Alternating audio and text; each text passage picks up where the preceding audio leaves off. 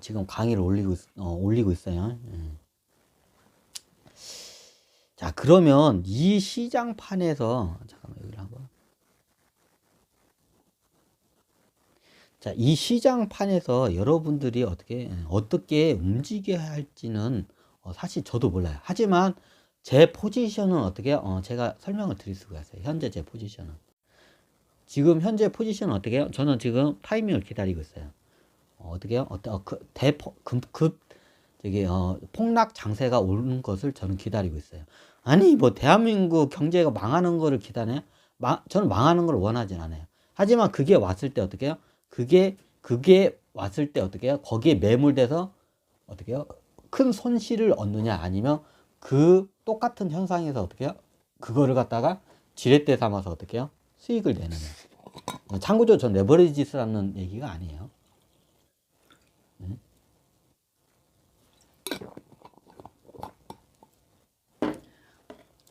저는 현재 지금 2,400선이라고 합시다. 지금 2,500이라고 할까요? 2,500선이라고 합시다. 코스피 2,500선에서 어떻게 해요? 여기서 올라갈 가능성은 적다고 봐요. 저는 이게 통계적으로 좀 말씀을 드릴게요. 여기서 올라갈 가능성은 어떻게 해요? 올라갈 가능성은 어떻게 해요? 적다고 봐요.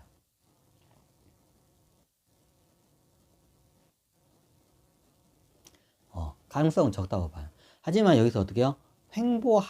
이게 박스권이라 하죠. 횡보하다가 어느 순간에 올라갈 가능성이 높아요.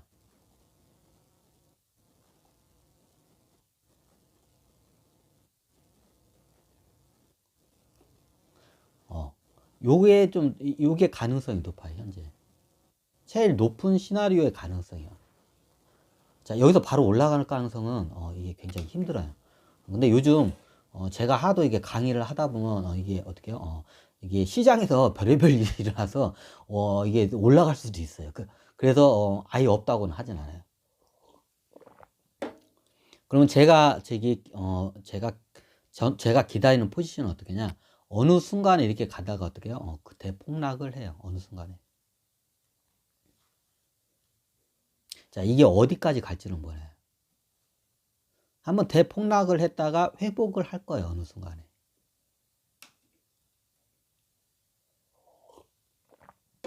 근데 대폭락이 하게 되면 이게 탁구공이 튀는 시점이 있는데 이건 저도 몰라요. 그게 어디가 이게 바닥일지는 저도 몰라요. 하지만 제가 기다리는 시장의 판은 이래요.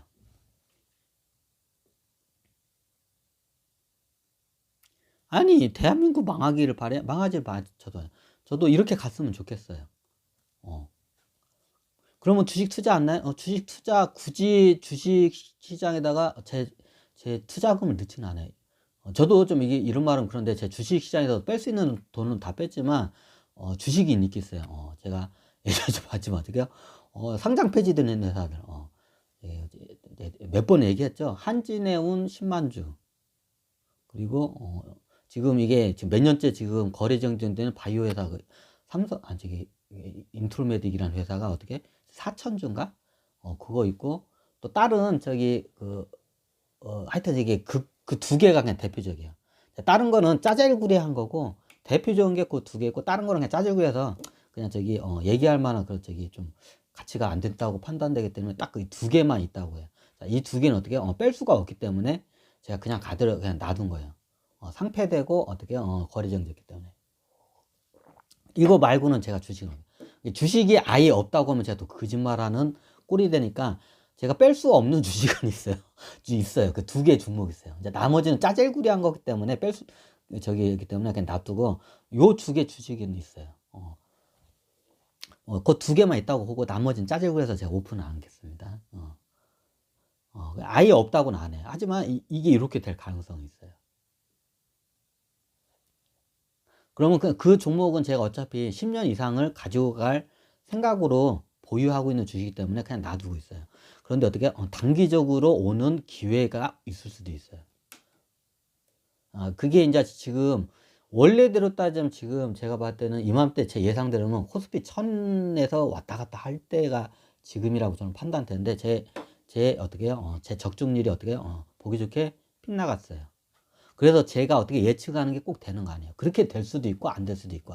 하지만 그렇게 됐을 때 뭐 이렇게 되면 어떻게 돼요? 저 같은 경우에 이렇게 되면 어떻게 해요? 그냥 주식시장이 어떻게 해요? 저기 일단 투자를 하더라도 굉장히 이게 메리트가 있진 않다면 저기 소액만 늘 정도, 그 정도로 들어가요. 만약에 큰 액수가 들어가게 되면 요 장세가 한번 벌어질 때 그때 들어갈 거예요. 이게 제가 지금 취하고 있는 포지션이에요.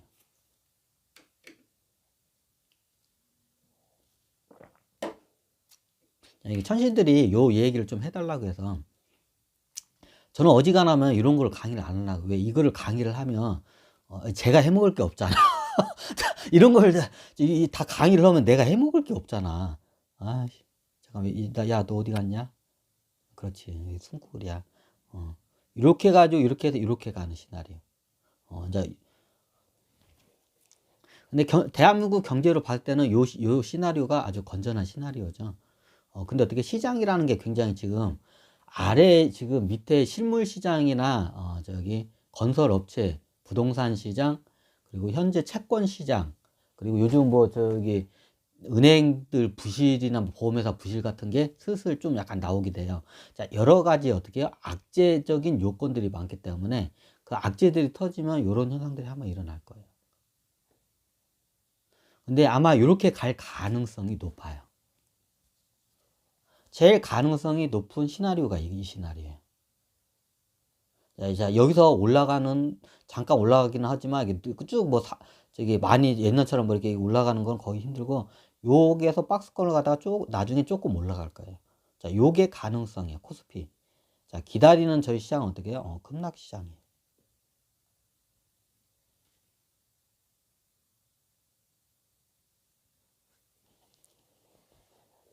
이게 현재 제가 취하고 있는 포지션이에요.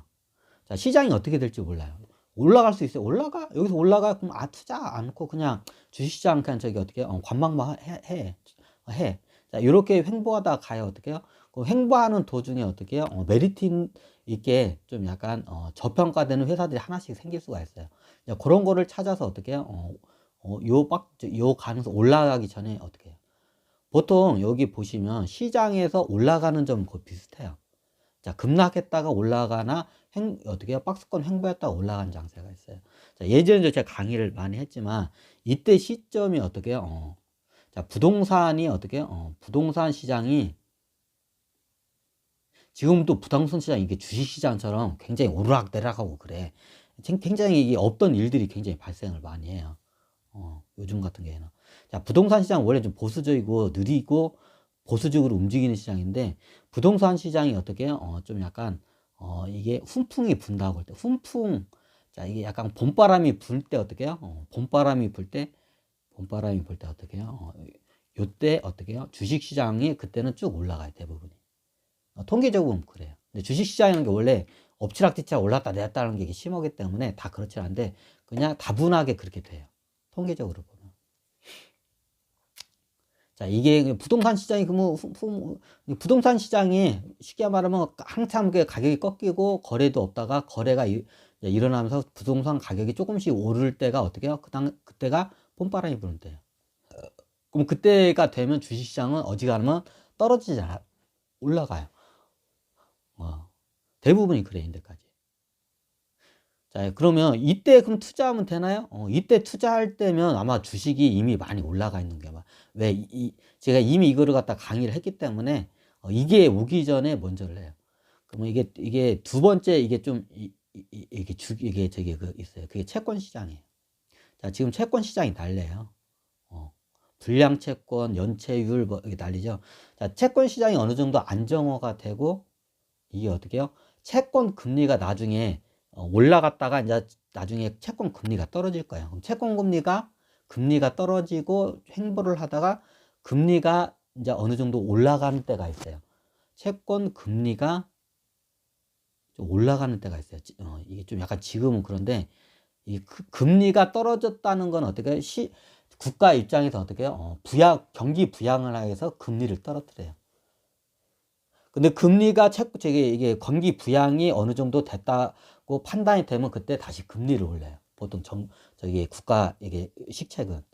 그러면 국가가 어떻게 해요? 금리를 올린다는 거는 아, 이제 경제가 이제 좀 약간 약간 불이 붙어가지고 이제 활활활 타오르는구나 하니까 그때 어떻게 이제 금리를 갖다가 조금씩 올려요. 기준금리부터.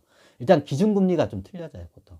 기준금리, 채권금리, 시중금리, 예금금리 이런 모든 걸 좀 다 봐야 돼. 국채도 봐야 하고. 이게 모든 게 다 채권금리의 그 지수 좀 그걸 봐야 돼요. 그 시장의 금리. 그러면 이게 약간 경기가 살아나면 여기저기서 설비 투자나 투자가 좀 바람이 불어요. 그러면 어떻게 돼요? 여기저기서 어떻게 투자를 하게 되면 그에 대해서 은행으로나 채권을 발행해서 돈을 빌리려는 수요가 많이 생기고 그거를 대주려는 수요가 같이 공급과 수요가 맞물리면서 어떻게 해요? 금리가 올라가요. 대부분 보면 이 채권 금리가 계속 바닥을 찍다가 어떻게 해요? 채권 시장도 바닥을 찍다가 봄바람이 먼저 불어요. 채권 시장이. 그리고 한참 있다가 부동산 시장이 그다음에 저기 봄바람이 불어요. 그럼 요 사이 구간이 대부분 어떻게 해요? 이게 매수 포인트예요. 좀 안정적인 매수 포인트라고 해요. 안정적 주식 투자 시점. 요 사이가 안정적인 투자 시점이에요. 보통 요즘은 정보가 빨라서 부동산 시장에 봄바람이 불 때면 이미 주식 시장이 좀 많이 올라가 있는 경우가 많아요. 그래서 보통 이게 명동 시장에서 명동 큰 손들이 주식 시장에 투자하는 방법이에요. 이거 굉장히 우리나라 이거 대한민국에 있는 재벌 총수들도 이런 거 몰라요. 기재부도 모르고 국정원도 모르고 이걸 갖다가 어떻게 제가 지금 오픈하고 있는 거예요. 이게 명동 쪽에서는 이게 굉장히 이게 뭐랄까 이게 좀 외부로 이게 저기 정보가 누설되길 꺼려하는 이게 고급 정보예요. 보통 이게 명동에 있는 큰 손들이 있어요. 명동에 3대 큰 손이 있어요. 자, 명동에 있는 3대 큰 손이 대한민국 주식을 사기 시작하잖아요. 그럼 명동에 있는 이제 작은 손들이 있어요. 쉽게 말하면. 그러면 명동에 작은 손들이 어떻게 해요? 그 큰 손들을 따라가지고 어떻게 해요? 주식을 사요. 그러면 주식값이 올라요, 대부분이. 자, 명동에 3대 큰 손이 있어요. 이게 명동에 3대 큰 손이 있는데, 이 양반들은 이게 3대 큰 손이 모여가지고, 정보 교류를 해요. 그러면 이 양반들이 항상 주식을 사는 기점을 어느 때를 보냐? 채권 시장을. 왜 명동이 사채 시장이기 때문에 여기 명동 큰 손들이, 사채 큰 손이기 때문에 채권 시장에 대해서는 누구보다 잘 알아요. 그 채권 시장에 어떻게 해요? 그 사이클이 있어요. 그 사이클의 시점에서 어떻게 해요? 주식을 갖다가 대량으로 매입을 해요. 그 포인트가 이 포인트예요. 자, 이 포인트가 어떻게 해요? 명동 큰손 포인트. 명동 큰손들이 어떻게 해요? 주식 매입. 자, 이게 극소수의 사람만 알면 해먹을 수 있어요. 근데 이게 제가 대중들한테 이걸 갖다 딱 오픈을 하면 이제 이게 안 먹힐 거예요, 앞으로. 이게 안 먹힐 거예요. 이제 그거를 감안하고 들으세요. 자, 이걸 강의를 제가 예전에도 이 강의를 했어요, 분명히. 자, 이게 안 먹힐 거예요, 이제. 자, 이 정보가 이제 대중들한테 너나 나왔기 때문에 이게 안 먹혀. 근데 소수만 알면 이게 소수의 사람들만 이걸 해먹을 수가 있어요. 그게 명동 큰손사인데. 예전에 우리 과거의 주식시장들을 잘 역사를 보면 명동 큰손들이 어떻게 해요? 주식시장에 이게 몰래 들어와요. 이게 천천히 들키지 않게. 왜? 저기 명동 큰손이 어떻게 주식시장에 대한민국 주식을 산다고 하면 어떻게 소문이 주식판에 이게 날리잖아요. 그럼 개나 거리나 다 사. 그러면 명동 큰손들은 적은 물량만 사는 게 아니라 많은 물량을 사야 하기 때문에 주식값이 어떻게 해요? 올라가 버려요. 그러면 비싸서 못 사요. 그래서 어떻게 몰래 사요. 왜? 쉽게 말하면 우리 같은 사람이 뭐 끼카야 몇억 원치밖에 안 살잖아. 뭐 많이 사요. 몇 천만 원 많이 사요. 몇억 원이잖아요. 근데 이 양반들은 어떻게 해요? 천문학적인 돈이에요. 최소한 몇 조는 기본이고 몇십 조 단위로 해서 어떻게 해요?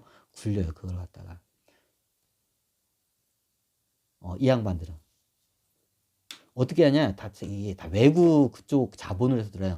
국내 자본으로 해서 이렇게 들어오면 어떻게 해요? 나중에 어떻게 해요? 이게 끌려가요. 금융감독원하고 또 끌려가고 그러기 때문에 기본적으로 어떻게 해요? 외국 자본을 가장을 해서 들어와요. 그래서 외국인으로 해서 이렇게 판단을 많이 해요. 자, 국내 자기 명의로 해서 들어오면 어떻게 돼요? 금융감독원에 끌려가요. 그런 대량 저기 하면 그게 뭐 안 돼. 그래서 어떻게 해요? 외국계 어떻게 해요? 펀드 회사나 외국계 기관 회사를 가장하고 어떻게 해요? 들어와요. 보통 이게 명동 큰 손들이. 그 뭐 얘네 이 양반들이 언제 들어오냐? 요때 들어와요. 대한민국 채권 시장에 어떻게 해요? 이게 채권 시장에 이제 봄바람이 불 때 어떻게 해요? 자, 채권을 예전에는 사고 파는 거래도 없고, 채권 거래도 없고, 금리도 낮았는데, 어떻게 해요? 금리도 오르고, 채권을 사고 파는 거래량이 늘어나. 자, 이때가 어떻게 해요? 명동 큰 손들이 어떻게 해요? 이때가 최고 대한민국 주식을 샀을 때 어떻게 해요? 수익을 내기 좋은 포인트가 이 포인트라는 거를 명동 큰 손들이 이걸 이제 알아내요. 예전에 몇십 년 전부터 알아내고 몇십 년 동안 이걸 이제 해먹은 거야. 자, 그걸 갖다가 어떻게 해요? 제가 지금 대중들한테 오픈을 하고 있는 거예요. 그러면 이거 앞으로 이제 이거 못 해먹어요. 왜? 대중들이 알면 이걸 다 못 해먹어. 자, 이걸 갖다 여러분들한테 이제 공개를 하고 있는 거예요, 지금. 그러면 어떻게 해요? 제가 이걸 강의하면서 이게 어떻게 해요? 이게 안 먹힐 수가 있어요. 근데 인데까지 이렇게 해서 어떻게 해요? 꽤 짭짤한 수익을 명동 큰 손들이 많이 남겼어요. 주식시장에서. 그래서 저도 지금 이게 어느 시점 될지 모르지만 이딱 급락하는 장세에서 요 라인에서 어떻게 해요? 저도 저 포지션을 잡고 있어요. 이때 되면 어떻게 해요? 좀 약간 과감하게 투자해야겠다는 포지션이 들어가요. 그러면 이때 막 바이오주나 뭐 이게 2차 전지나 저 그런 거 안 사요. 자, 이게 테마성으로 해가지고 굉장히 과대평가된 종목들은 제가 안 사요. 자, 이때 사는 적이 어떤 종목을 사냐? 저는 어떻게 해요? 일단 첫 번째. 자, 이걸 좀 넘어갈까요? 여기서 끊고 할까요? 그래요.